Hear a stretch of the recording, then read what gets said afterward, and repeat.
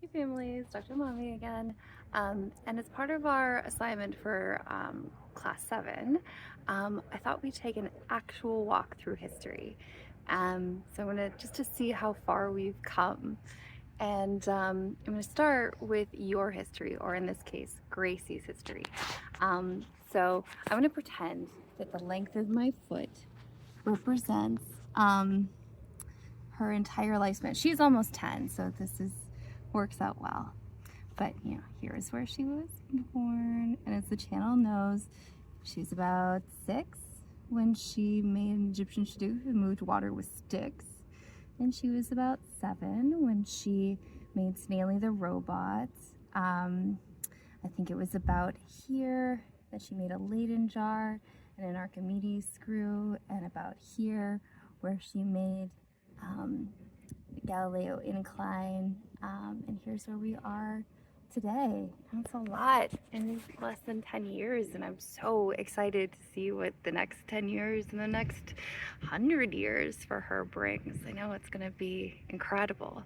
So think about all the things you've accomplished and valued in your life and compress it down to the length of your shoe. And we're going to use that time. In her case, it's about 10 years. For you, who knows? But we're going to walk toe to heel through the history of biology. So, try to angle this so you can see the whole field. It's going to be important. Okay. I think that'll just about do it. Okay.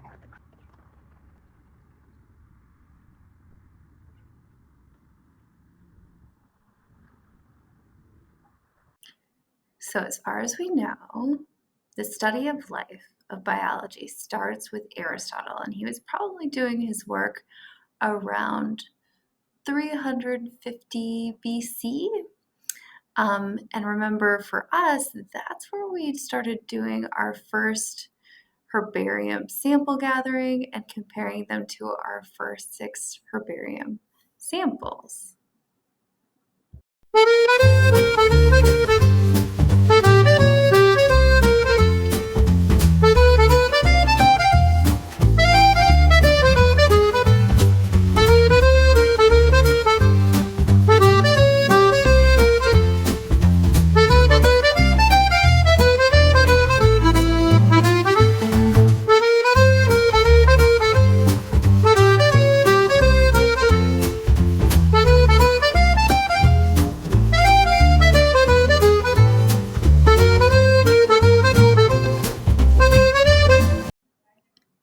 Here we are at about 400 AD, so about 750 years later, and now is about the start of the medieval period.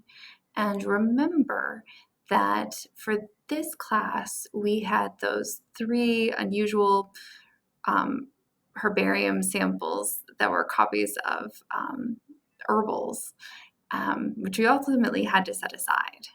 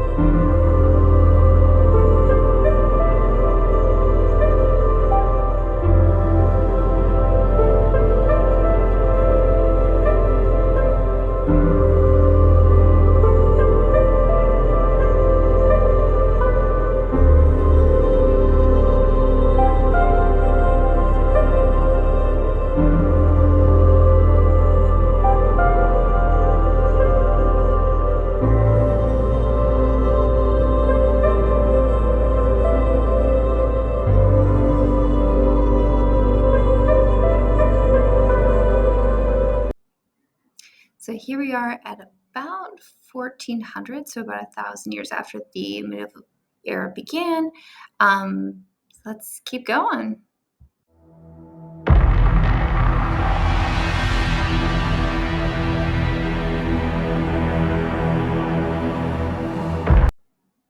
Finally, we're here in class 3, so this is 1543 when Vesalius is printed on the fabric of the human body, and we made those cool heart models.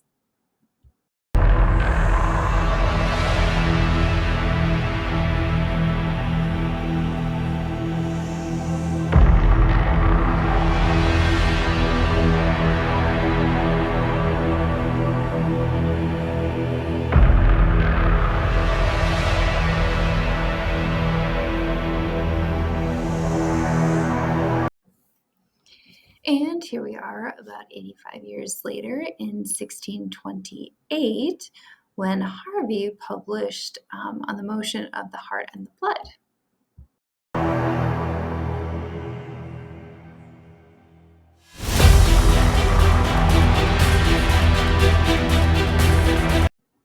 Now, about 30 years later in 1661, we've got Malpighi using the microscope and living frog lungs to see capillaries. He solved the mystery that Harvey was trying to figure out, what connects veins and arteries.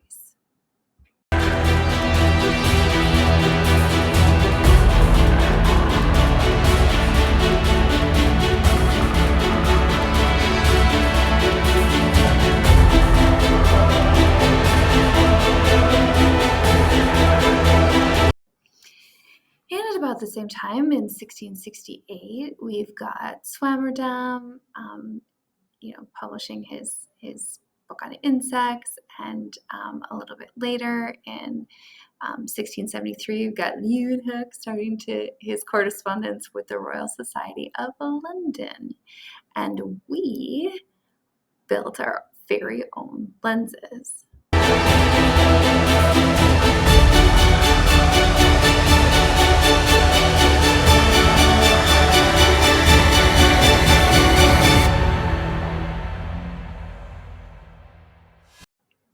While all these new observations were going on with the microscope, Reddy was doing the first controlled experiment in biology, and we did the same thing. We saw whether flies could spontaneously generate in the right conditions.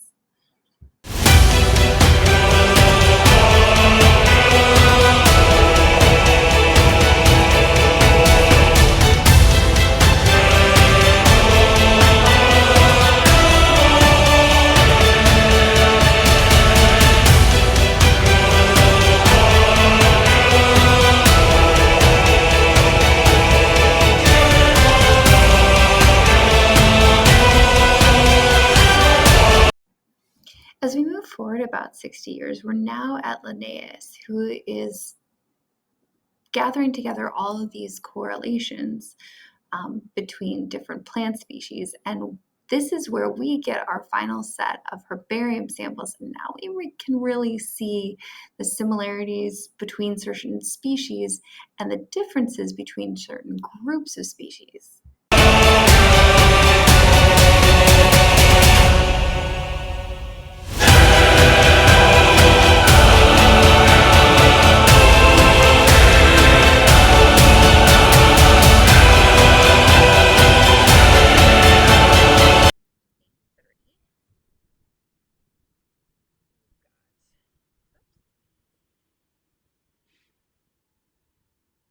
That's the worst thing about these things, is they are bendable.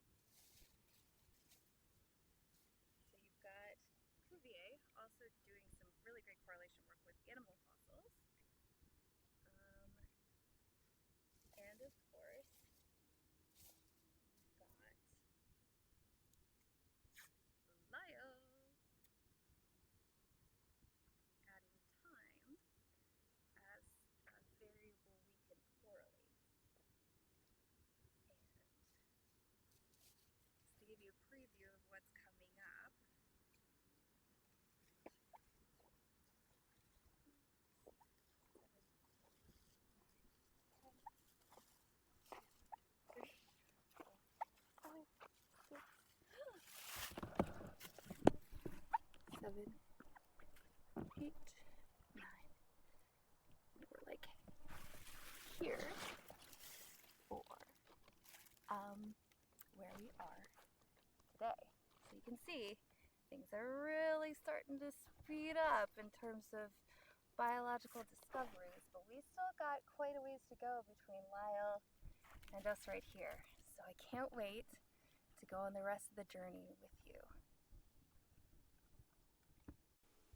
To support Dr. Mommy and Gracie developing these experiments and to purchase class materials, please visit us at patreon.com/drmommy.